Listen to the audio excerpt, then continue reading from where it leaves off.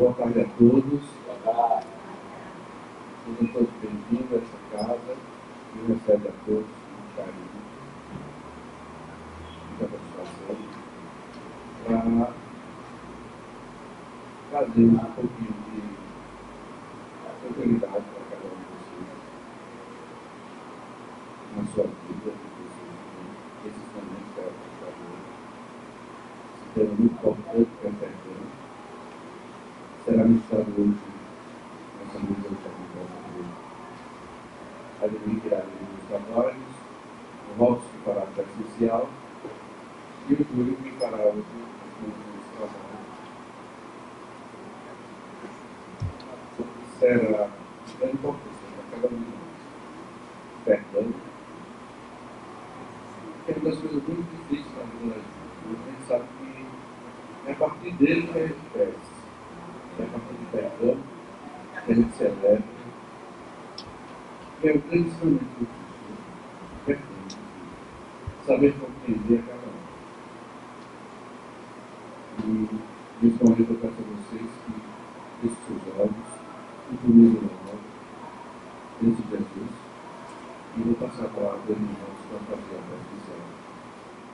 Meus irmãos e minhas irmãs, que possamos nesse momento entrarmos em sintonia e pedimos à espiritualidade amiga que está presente os auxílios necessários para que nós possamos ficar em paz.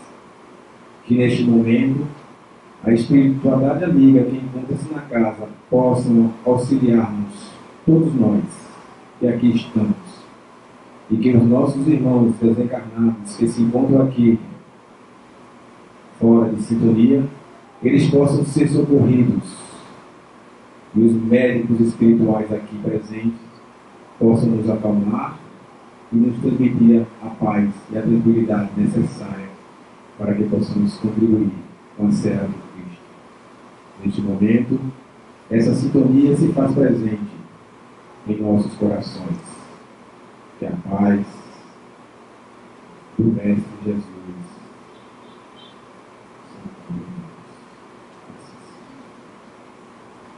Em nome de Deus, de Jesus, nosso Pai Santíssimo, o Verdadeiro de Cristo dentro dessa casa.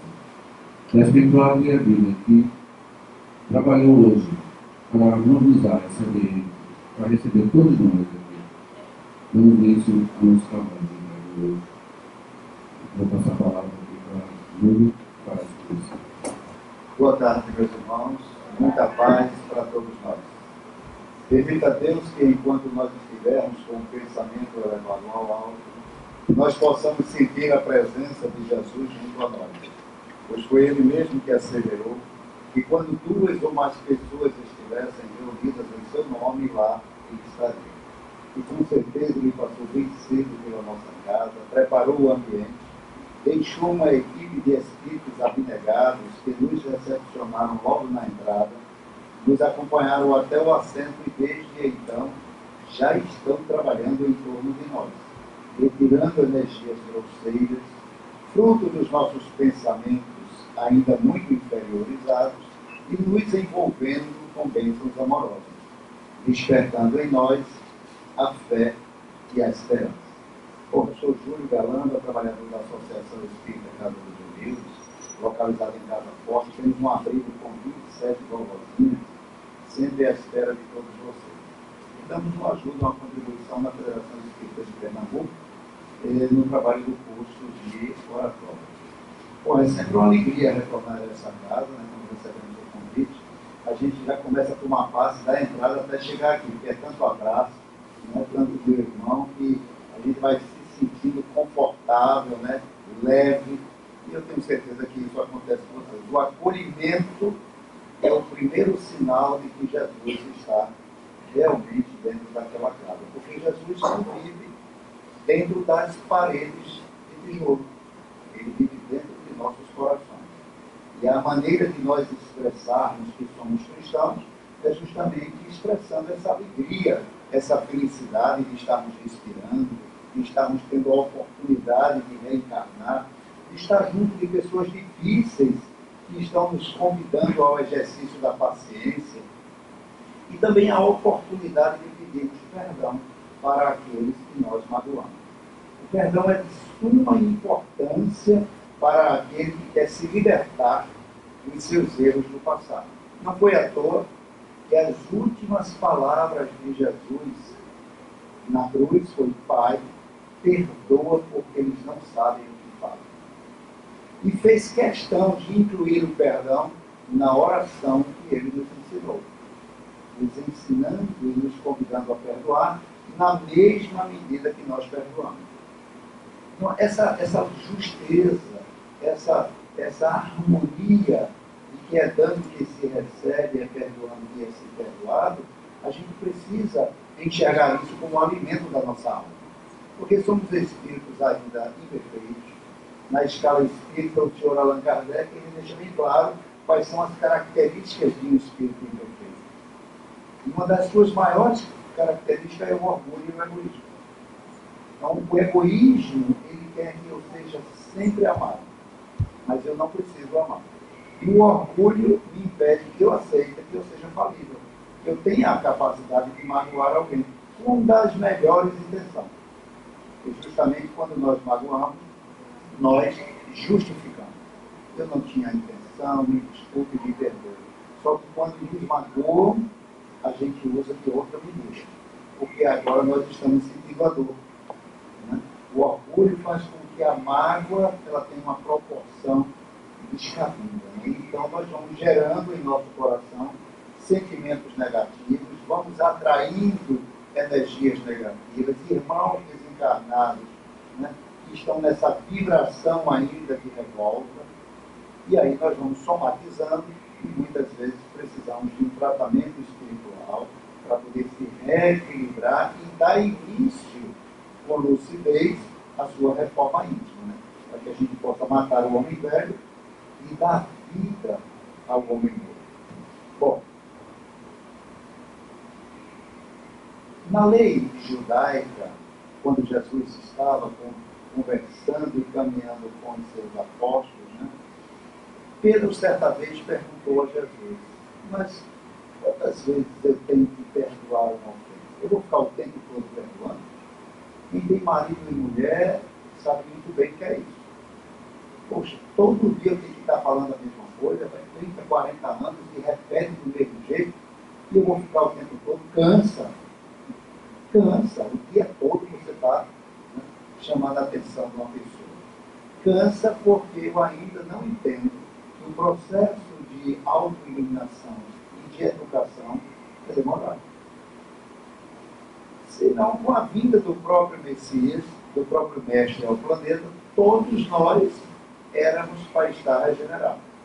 Porque ele falou diretamente a todos nós, né, com a sua lucidez, com a sua claridade, com a sua verdade, com o seu magnetismo, mas a grande maioria não entendeu a sua mensagem. Então, quantas vezes eu deveria perdoar? Serão 7 vezes, porque o 7 é um número cabalístico, infinito, e ele diz que não será 7, mas 70 vezes 7, mas a mesma ofensa. Não é que eu conto que eu já perdoei 70 vezes 7, a mesma ofensa. É apenas um simbolismo para dizer que o perdão ele é incondicional.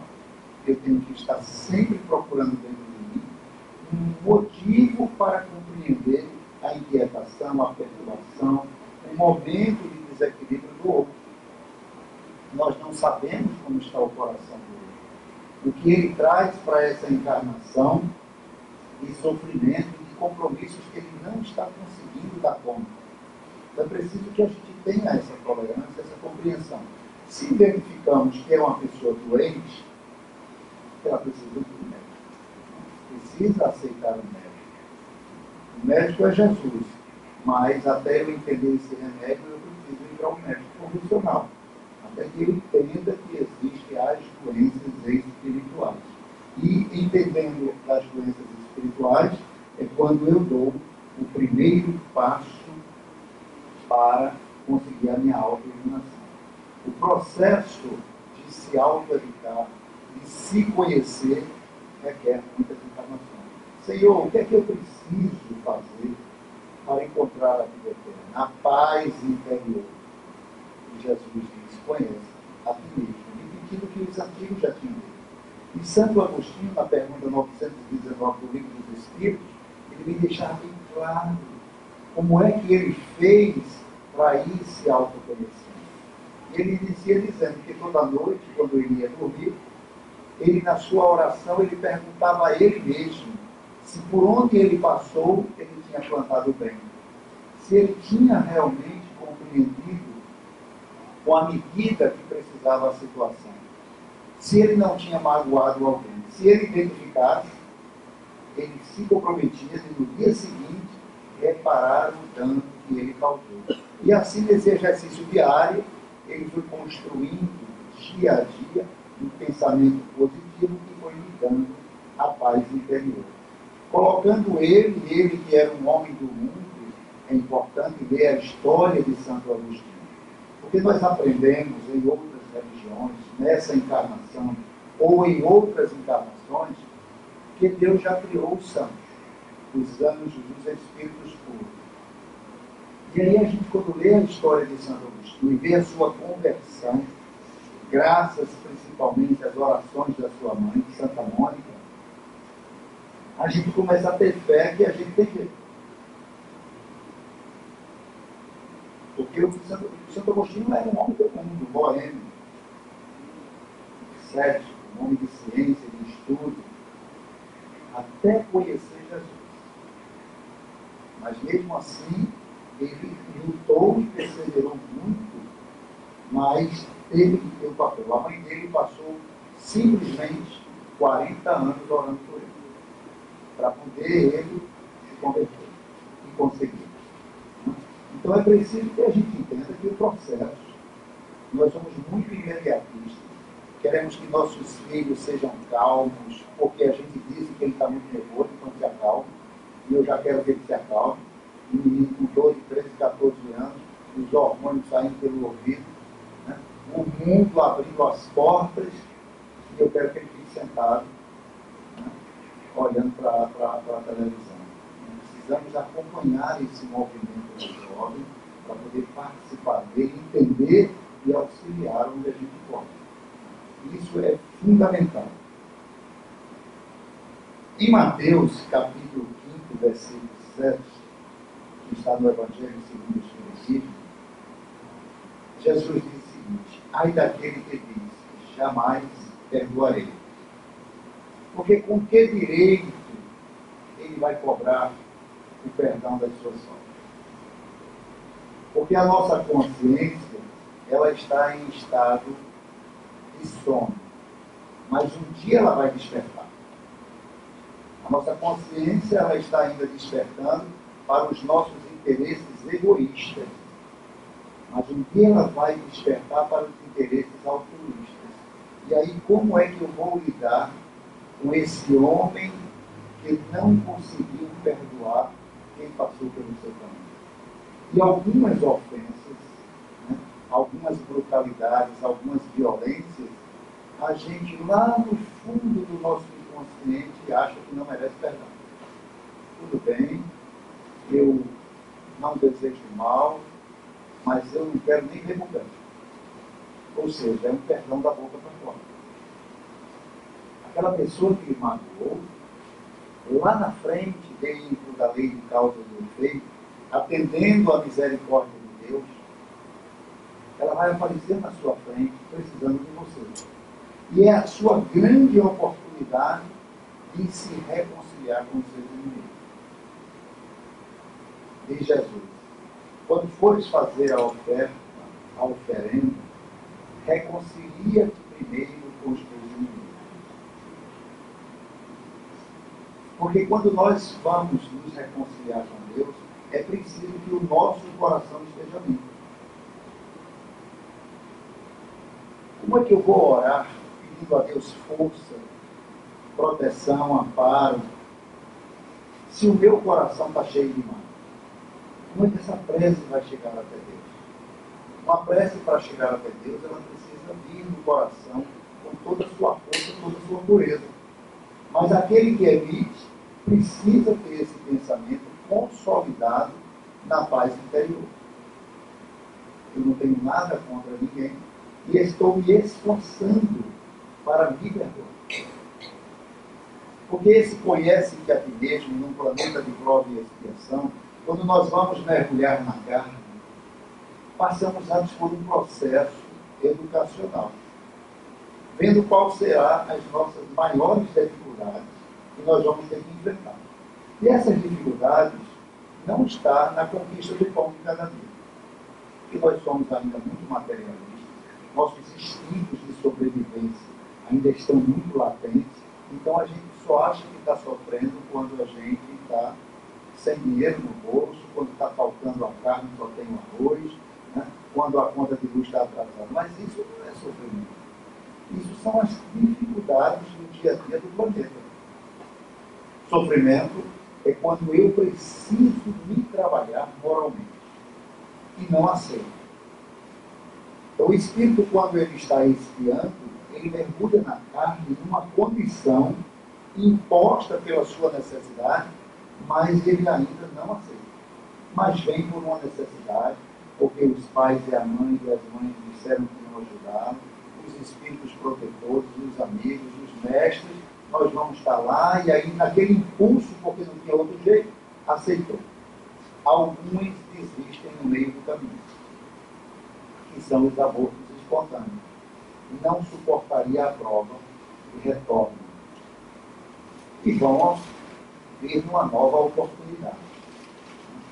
Então é preciso que a gente entenda nesse autoconhecimento durante as nossas preces. Eu preciso saber quem eu sou de verdade, qual a minha capacidade de, num momento de crise, qual será a minha reação.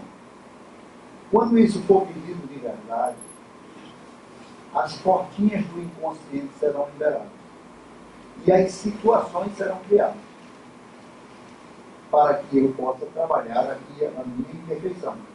Então, a intolerância, a indulgência que precisa ser desenvolvida, o respeito às limitações do outro, o preconceito, então, tudo isso está latente dentro de nós.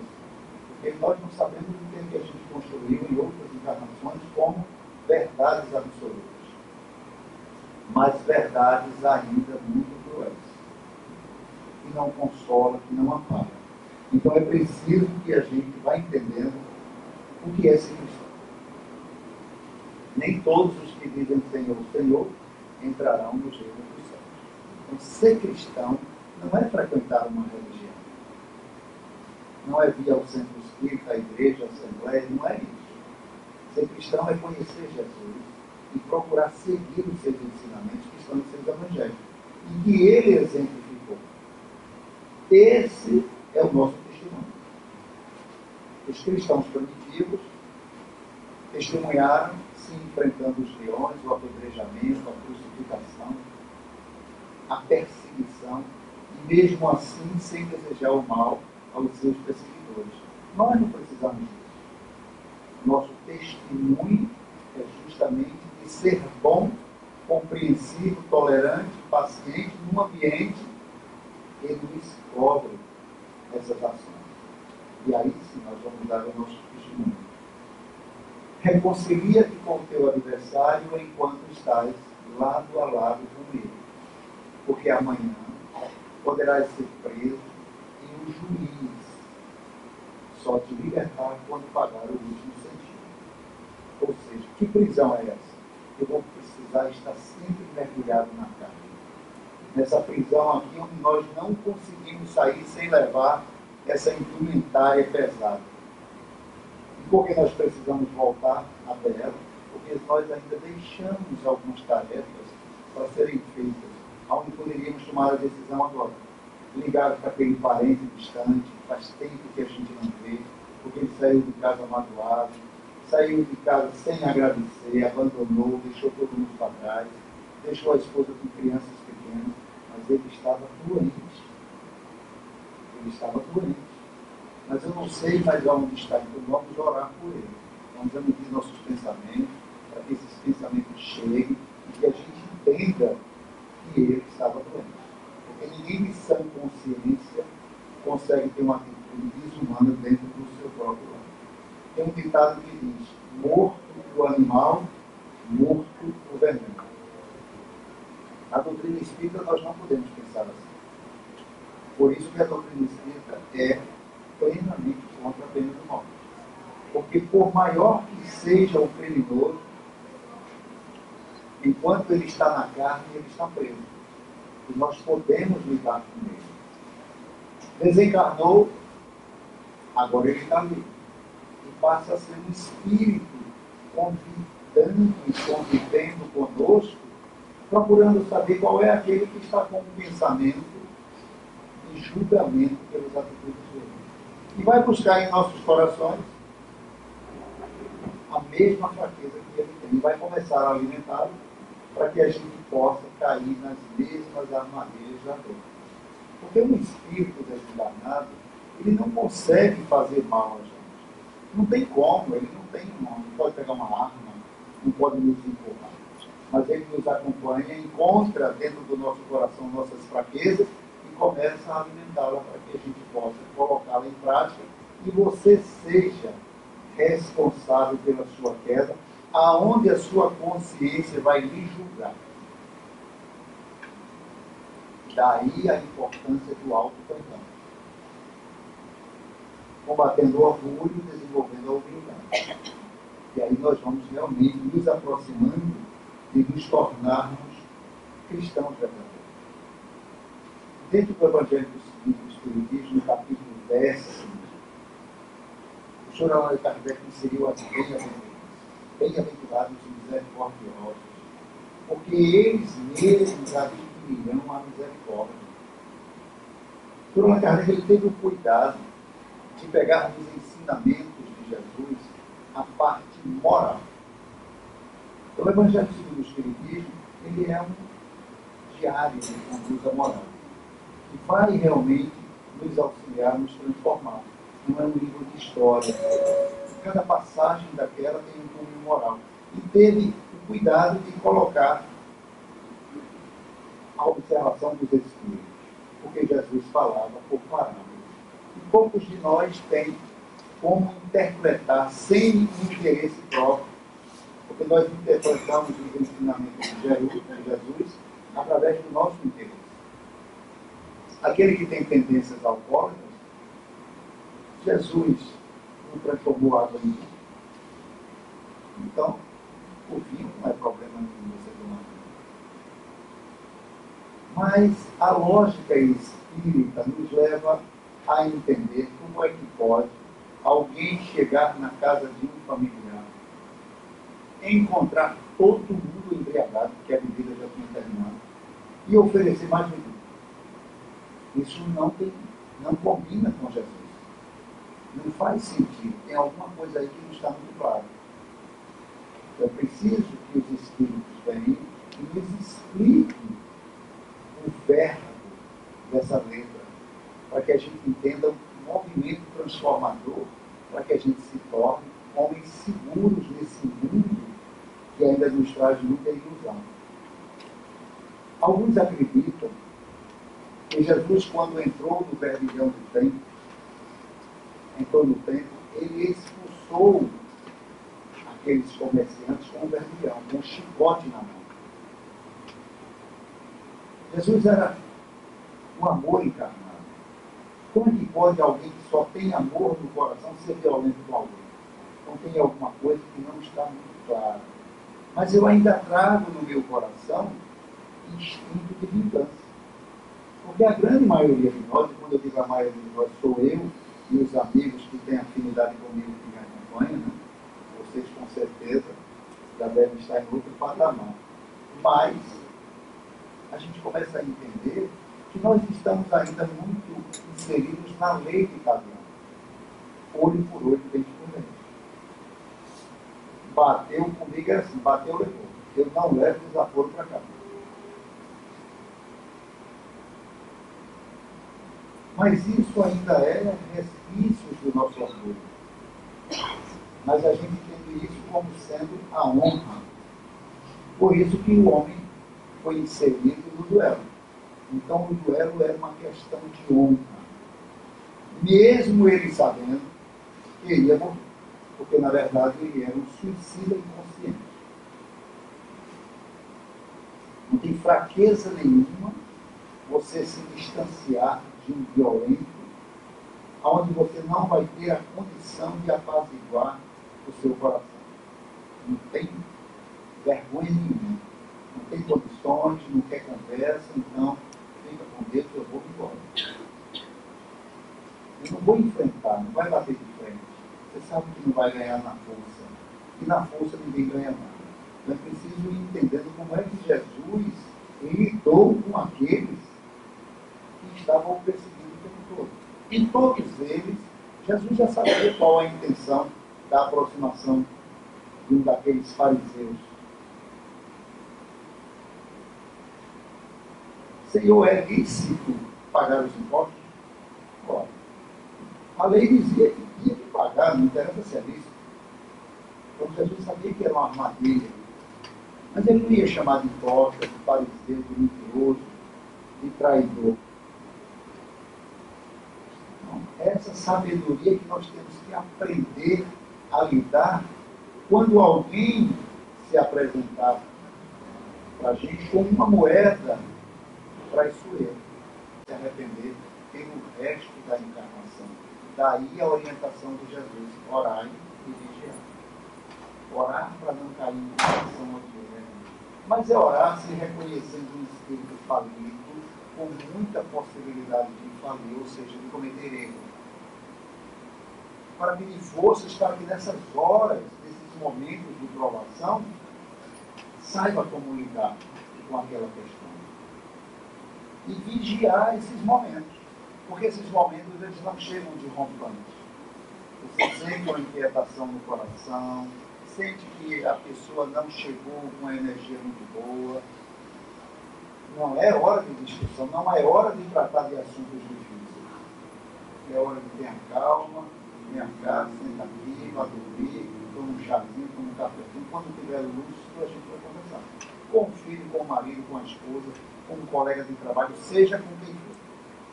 Temos que ter a sabedoria de encontrar o momento certo, de entrar no coração daquela pessoa. Com essa sabedoria, nós vamos conquistando ao largo dos tempos. E é uma riqueza individual. São os tesouros que Jesus disse que os ladrões não roubam, que nem as traças roubam. Então, dentro desse sacrifício que nós vamos exercendo, né, de não colocar em prática ainda a nossa natureza inferior, existem aqueles que são mais agradados a Deus. E a gente tem que ver quais são aqueles que Deus mais se agrada. Né? Porque os judeus, eles ofereciam na época sacrifícios materiais. Então eram as oferendas, sacrifício dos animais e a doação das riquezas materiais.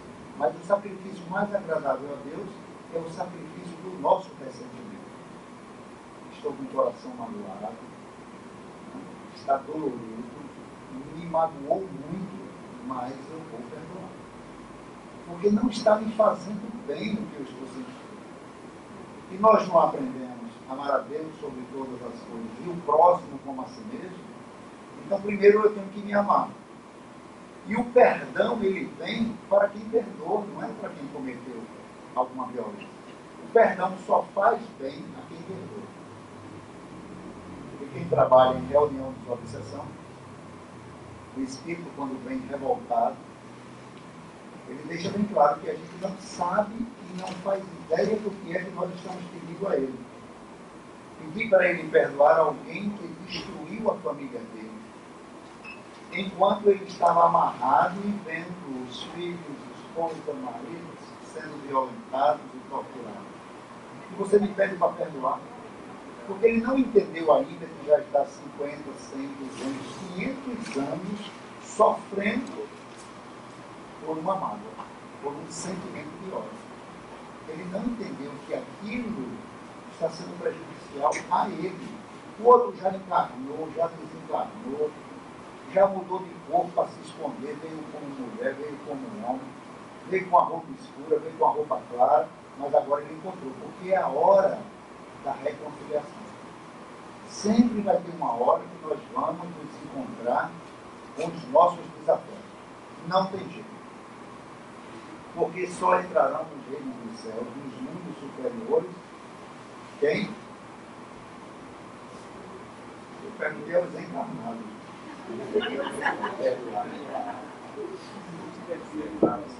Os que tiverem puro com o coração. Ora, tem uma fonte aqui, bem próximo, de água mineral. Fizeram o teste, é da melhor qualidade. Quando contou isso, todo mundo pegou para ser o primeiro, o bujão que estava vazio e foram encher. Mas não esterilizaram o garrafão. Então, como é que eu quero que minhas preces sejam amorosas se meu coração está cheio de mágoa? Eu preciso que a gente entenda que o que nós estamos fazendo aqui, e tem alguém que está pensando, poxa, fulano devia ter vindo assistir hoje essa coisa. Mas não é, eu sei que tem. Eu também penso que minha mulher devia ter vindo, meu filho devia estar aqui, né? Mas ela é para a gente. Eles não estão preparados, ou estão num patamar mais elevado, não estão precisando. Quem está precisando é a gente.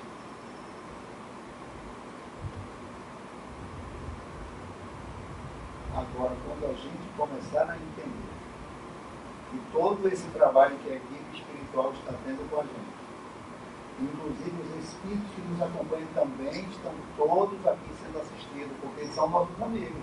Para onde a gente vai, eles vão atrás. E que nós seremos a locomotiva do comboio para dar o exemplo à semana. A tarefa requer muito esforço. Porque se você cai todo mundo que está atrás. É feito todo mundo. Cai todo mundo que está atrás.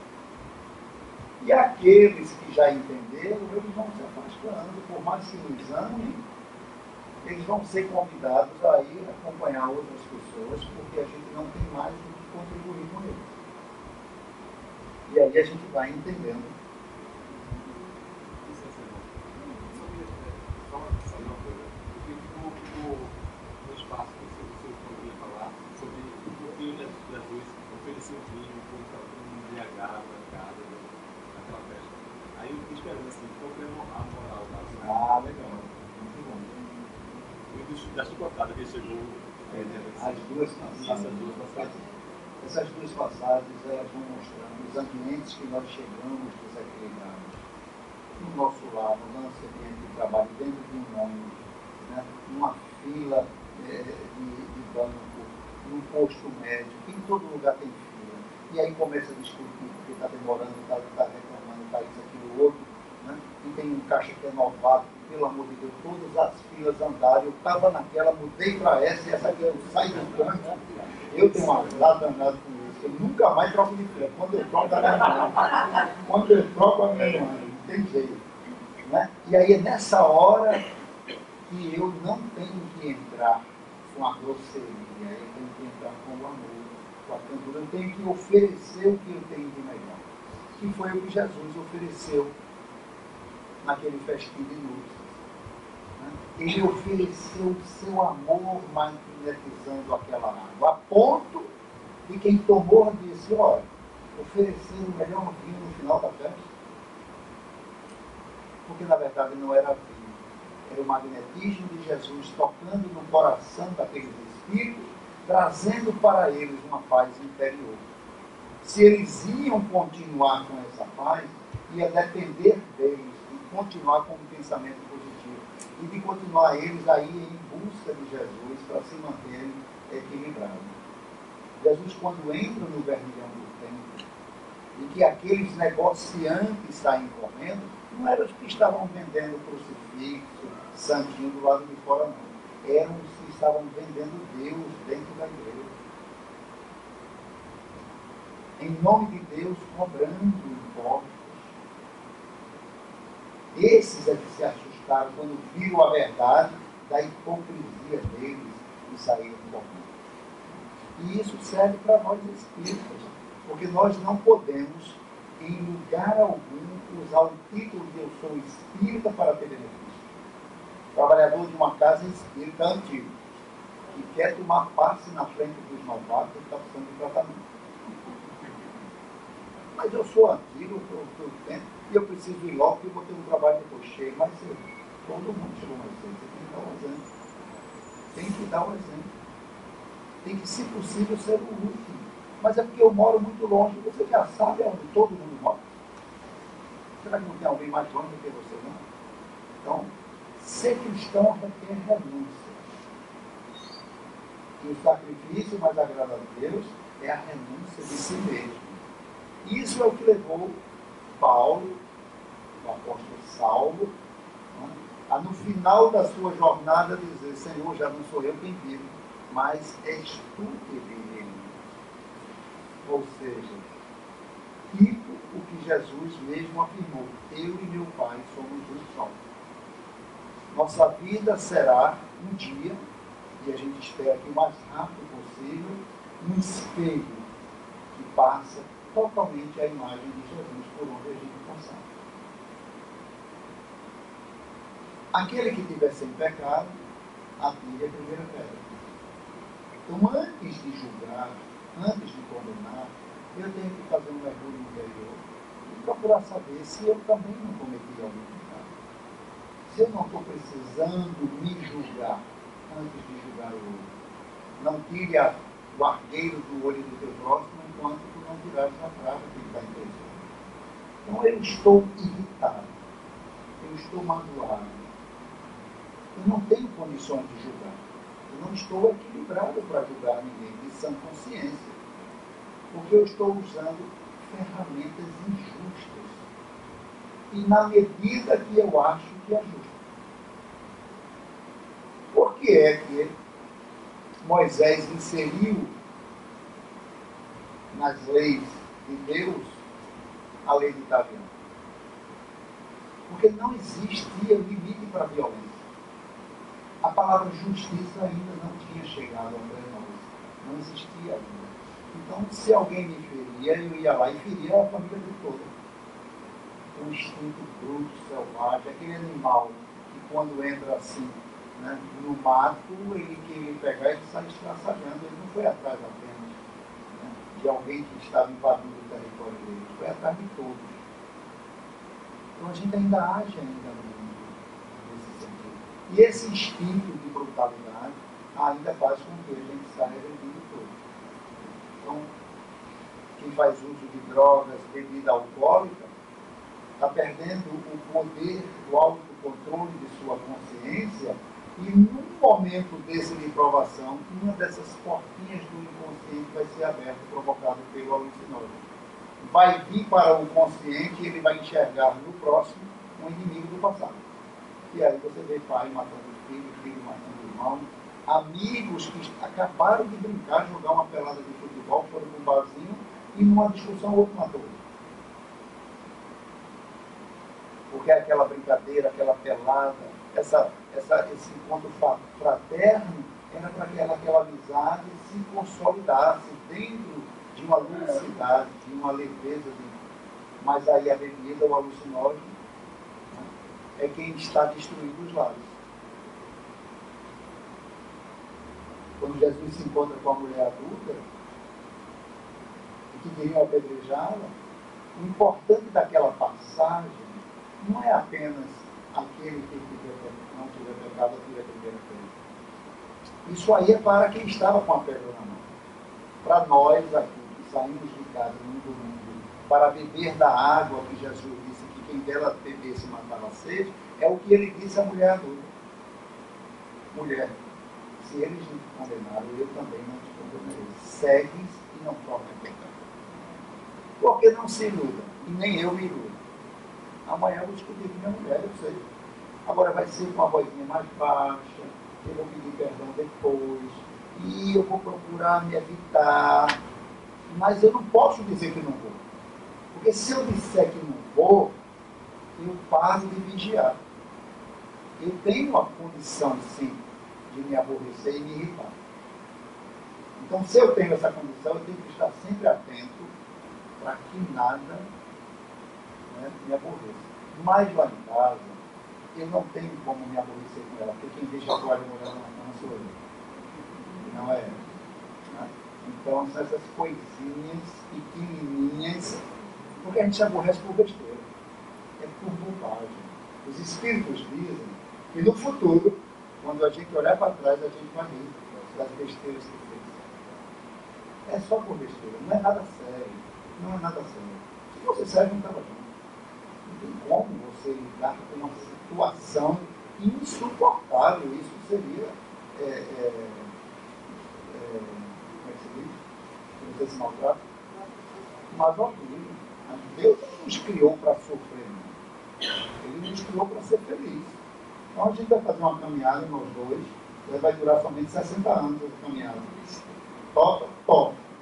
Agora é para ali. De vez em quando eu vou por aqui, peraí, se junta, peraí, a gente fugiu do projeto. Então tem que estar sempre dialogando para ver que está fugindo do projeto.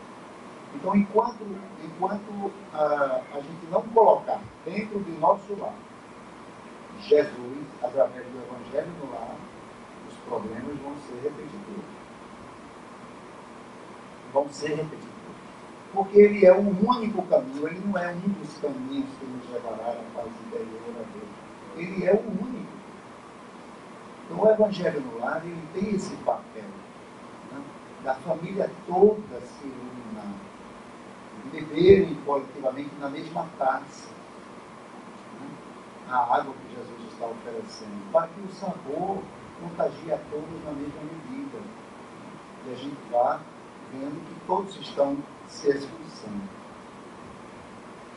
Nós dizemos, eu lhe perdoo com os lábios, mas intimamente a gente faz aquele perdão social, para não ter confusão. Mas guarda dentro de si e fica se lembrando. Porque no nosso nível evolutivo, quando Jesus nos solicitou para orarmos por quem nos persegue, por quem nos calunia, e amar os inimigos, amar o inimigo, eu não consigo me ver eu amando o inimigo, não. Me perdoem vocês, é uma palestra sobre o perdão, eu não vejo. Mas eu me vejo não desejando o mal a ele. E se ele precisar de mim e eu tiver condições, conte comigo. No nosso nível evolutivo, isso é amar o inimigo. Então eu preciso estar sempre atento para ser instrumento dos bons espíritos. O amor incondicional vai vir. Vai vir. Já está acontecendo com alguns da gente, com aquele filho que a gente ama incondicionalmente, com a mãe, com o pai. Mulher e marido ainda estamos naquela relação, né, de não ter casado com alma gêmea, almas algemadas. É uma necessidade nossa. A gente sabe, eu preciso terminar esse compromisso. Aí o cara diz, eu preciso nunca mais na minha vida eu quero ver ela. Encarna junto de novo. Porque só foi tolerante, vai ter que voltar para lá. Agora, quando a gente diz assim, sem explicar, dá a impressão que você vai ficar 3, 4, 5 encarnações reencarnado com a mesma pessoa. Ela vai se modificar, você vai se modificar no plano espiritual. E vai vir como filho, vai vir como irmão, vai vir como pai, vai vir como mãe. Não precisa ser necessariamente naquela condição de esposo. Porque o amor, ele não tem uma roupa, ele tem um sentimento. Então, aquele ente querido nosso, que a gente fica assim, contagiado quando vê, é porque é uma amizade que já está consolidada. Aquele ali a gente já não é para ele pode fazer o que quiser, que não vai me importar. Pode fazer o que quiser. Agora tem outros que qualquer besteirinha irrita, porque aquele eu não perdoei ainda do coração. Eu não perdoei. Se for psicólogo, pode até ajudar. Eu não sou. Mas os psicólogos tratam de nossas âncoras que nós trazemos no nosso inconsciente. E isso é muito usado pelos meios de comunicação para vender seus espaços e seus produtos. Quando a gente escuta o Plim-Plim, se lembra de quê? Quando a gente vê a imagem de Cristo Redentor, a Torre Eiffel, isso são âncoras que foram implantadas em nossa mente. Então nós temos âncoras psicológicas, quando pelo jeito da pessoa botar a mão, eu gostei ou não gostei. E aí a confusão está feita se eu não estiver preparado para buscar dentro de mim essa inquietação que surgiu. Epa! Aí eu digo, fulano passou por junto de mim, olha, me deixou com uma dor de cabeça, um mal-estar. Eita, mulher negativa também. Mas ela tocou na sua negatividade, que é igual a dela. Senão você não teria sentido nada. Então eu tenho que sempre olhar para mim. Eu não tenho como mudar os outros. E ela foi um instrumento ali nesse planeta de provas e expiações para que eu me trabalhasse naquela hora. Nessa hora, o primeiro pensamento qual é? Orar por ela. Está precisando de ajuda. E nessa oração, eu me ilumino, porque a cura é de dentro para fora. O passe, a água fluidificada, isso são paliativos para tirar aquela sobrecarga que eu adquiri com os meus maus pensamentos. Então são as pequenas coisas. Eu quando assisto uma novela, e que minha esposa fica assim, e que eu também vou ficando, eu digo, que ator bom. Eu consegui estar com a raiva dele, ele é muito bom. Então aí eu já procuro uma qualidade nele. Porque senão você vai ficar com raiva de um ator, vixe, ele está dentro de um laboratório ali, fazendo um papel, e você ficou com raiva. Veja a nossa pequenina, você vai se envolvendo, e aí não se iluda. Tem uns cabos ali que a gente está todo que é novo. E sofrendo. Cuidado com esse pensamento, porque é uma diversão, mas eu estou gerando sentimento. Eu estou gerando e aquilo ali está alimentando ainda o que eu tenho de dentro de mim de vingança. E vai aparecer a oportunidade na minha vida social de eu dar o testemunho. E o que é que eu vou expressar? O que eu venho alimentando cotidianamente. Não é nada diferente, não. Não foi só um filme que eu assisti, uma novela, não. Foi uma aula que eu assisti. Então a gente tem que ter esse cuidado, né? E quando achar que uma diversão está sofrendo. Porque, segundo Paulo, o rancor é sempre um sinal de inferioridade. Saber quem eu sou, de onde eu vim, para onde eu vou, é pela qualidade de nossos sentimentos, que nós somos de Deus. Quando aparecer um pensamento, é só lidar com ele, trabalhar com ele, e ele se elimina rápido, não demora muito não, se elimina rápido. Perdoar é um ato de caridade. Mas a caridade, ela tem 1000 viés. Então, para que a gente possa trabalhar essa caridade, é preciso entender como Jesus entendia a caridade. Porque se eu não consigo ver Jesus praticando o que eu estou construindo de raciocínio prático, eu não vou nem querer aprender. Eu tenho que ver se Jesus praticava. Então a caridade segundo Jesus é a indulgência com as falhas alheias. Ser indulgente é você sempre procurar nas falhas alheias uma compreensão, uma tolerância, uma justificativa e uma oportunidade, se for aberta essa oportunidade, de auxiliar. Então aí a gente vai vendo essa importância. Ser bom com todos. É assim que Jesus nos ensinou a caridade. Ele não disse para a gente ser bom com os bons. Os criminosos são bons com os bons. Nós temos que ser bons com aqueles que nos cobram esse exercício de bondade. Né? Sem procurar medir se merece ou se não merece. A doação de amor não tem medidas. Quanto mais eu dou, mais ele cresce, mais ele brota.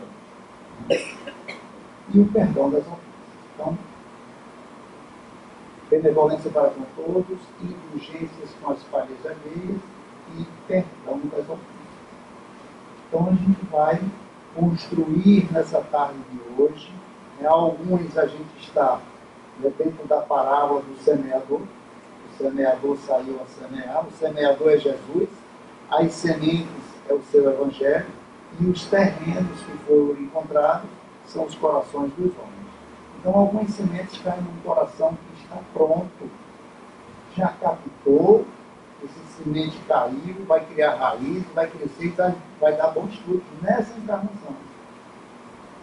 Outros, a semente vai, mas eu ainda não estou preparado não. Me perdoe, na próxima encarnação eu vou tentar, mas eu não estou perdoado para preparar aquela pessoa, para perdoar aquela pessoa não. Vou perdoar todo mundo, mas aquela, olha, me desculpe, viu, Jesus? Me desculpe. Não adianta, você está agindo contra você, não é contra aquela pessoa, não. É contra você. Ninguém está pedindo para você ir atrás daquela pessoa, encher ela de beijos, não é isso. É porque você tire do seu coração, né, essa erva daninha que está impedindo que Jesus, como ficou na casa de Zaqueu, lembra? Zaqueu era um cobrador de imposto daquele, dos piores de todos. E além de cobrar excessivamente, ele desviava alguma coisa para ele. Mas ele ouviu falar que Jesus ia passar lá em Jericó. E ele teve dentro aquele reboliço, olha, o inconsciente vindo para o consciente. Porque quando ele foi reencarnar, ele sabia que em algum momento ele ia ter que dar um testemunho, ele teria que enfrentar ele mesmo. E aí, pequenininho, procura Jesus, não consegue, desesperado, que Jesus ia passar, sobe no sicômoro, né, na figueira, e Jesus, que sabia que tinha aquele encontro com Zaqueu, desce, porque hoje eu vou estar na tua casa. Ave Maria, Zaqueu ficou louco quando soube que Jesus ia entrar na casa dele. Ele é um pecador. Ninguém entendeu a loucura de Jesus. Mas Jesus, tanta gente boa para Jesus tomar o café, foi na casa de Zaqueu.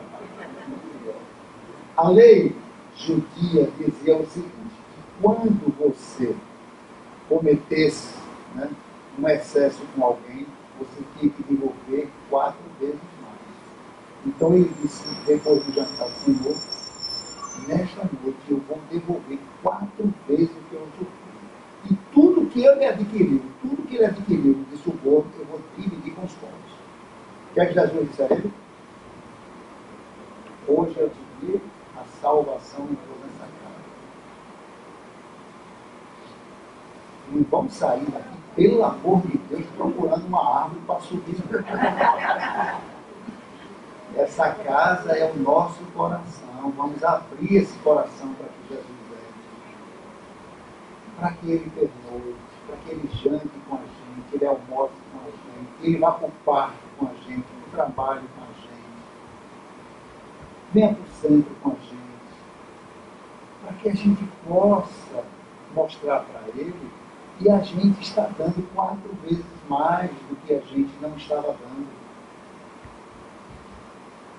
E na lei de sociedade que está no livro dos Espíritos, enquanto eu não entendo essa caridade de sentimentos, eu vou na lei de sociedade me inserir na casa, quais são as atividades sociais que tem, acompanha do filho, atendimento fraterno, viagem para o interior, e aprender a fazer os cursos para ser passista, desenvolver a mediunidade.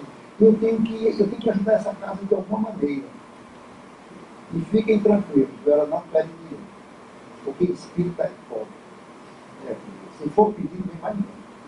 Então, a gente é assim mesmo, né? Mas é porque a gente já entendeu 2 coisas. As pessoas ajudam sem que ninguém veja. Porque uma casa dessa para se manter tem que ter ajuda. Vive de doações. Então é dado sem que ninguém veja. Não é para dizer, olha, eu fiz isso, aquilo, outro. E nós entendemos também que a maior caridade é do nosso tempo. é do nosso tempo, da nossa energia, do nosso conhecimento, da nossa participação. Essa é a maior tarefa. Poxa, a gente é tão bem recebido numa casa como essa, tanto carinho, está na hora de eu começar a retribuir com a participação. E é assim que a gente vai construindo o reino de Deus dentro de nós. Cassimiro Cunha, espírito através de Chico Xavier, ele diz: o espiritismo é uma luz gloriosa, divina e forte, que clareia por toda a vida e ilumina além da morte. É uma fonte generosa do bem e aniquila o mal.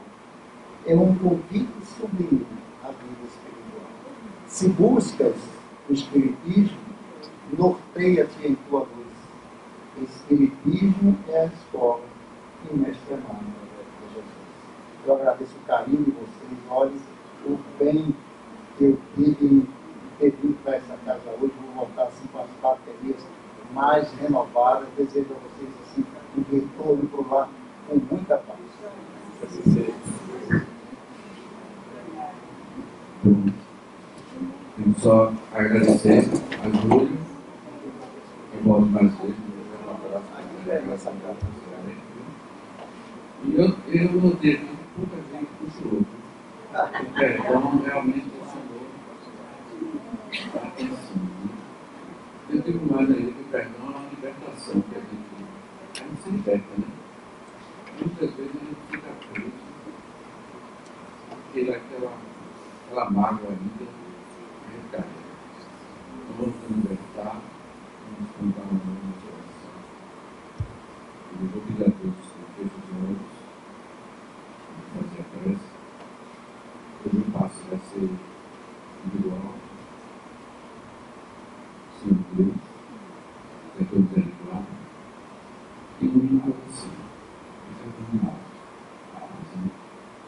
para que possamos nos elevar e buscarmos sua luz, sua glória, porque só assim caminharemos para uma felicidade plena.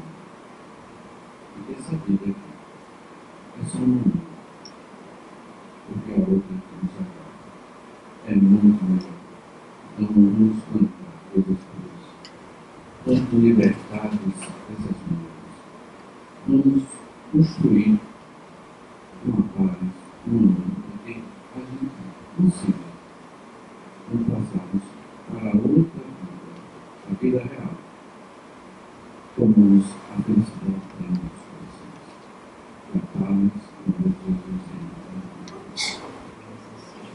Em nome de Deus, de Jesus, de nossa Mãe Santíssima, do perfeitamente de Cristo, dos mentores que trabalharam e harmonizaram essa noite para ser todos nós, vamos encerrar a nossa reunião para o momento e todos serão iguais com nós. Essa seja.